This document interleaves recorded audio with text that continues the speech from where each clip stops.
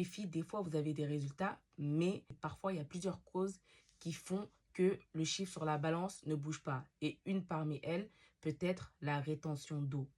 Donc, qu'est-ce que la rétention d'eau? C'est quand notre corps, il garde plus d'eau que nécessaire. Résultat, on est plus gonflé, on peut avoir les jambes lourdes, on peut faire de la cellulite et la balance peut nous rendre ouf parce que le poids peut fluctuer de plusieurs kilos juste en quelques jours, voire quelques heures. Et tout ça, c'est la rétention d'eau. C'est le fait que notre corps, il stocke plus d'eau que nécessaire.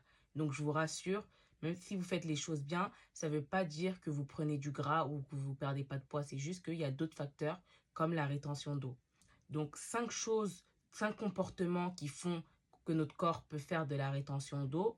Premièrement, le fait de consommer des aliments trop salés. Une autre chose, contrairement à ce qu'on peut penser, le fait de ne pas boire assez d'eau peut faire que notre corps fasse de la rétention d'eau. Donc le manque d'hydratation favorise la rétention d'eau. Autre facteur de rétention d'eau, on a le stress, l'extrême fatigue, le manque de sommeil. Ça favorise la rétention d'eau. Le fait aussi de rester assis trop longtemps ou ne pas assez bouger. Donc ça, c'est surtout pour les personnes comme moi qui ont un travail de bureau.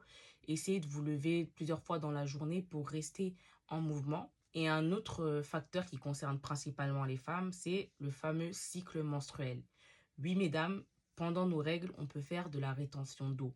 Moi, je le sais parce que pendant mes règles, je vois comme ça, plus 2 kilos comme ça sur la balance. Et ça, c'est dans la plupart des cas de la rétention d'eau.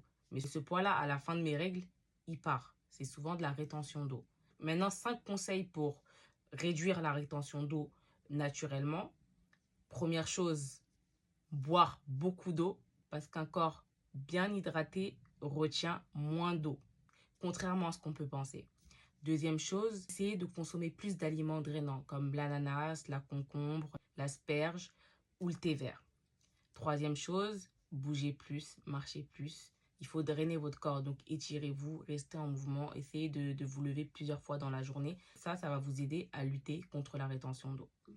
Quatrième chose, essayez de gérer au mieux votre stress et de dormir mieux, d'améliorer votre qualité de sommeil. Ça, c'est un truc qui revient souvent dans mes vidéos parce que je vous promets que ça, c'est dormir, il n'y a pas mieux pour le bien-être. Et enfin, ça, je ne sais pas si je l'ai dit, limitez les aliments ultra transformés et trop salés. Donc voilà, si vous mettez ces choses en place, normalement, ça devrait vous aider à lutter naturellement contre la rétention d'eau. Mais bien évidemment, je ne suis pas médecin, je ne suis pas coach. Moi, ce que je vous conseille, c'est dans tous les cas, quoi que vous fassiez, consultez toujours un professionnel qui sera à même de diagnostiquer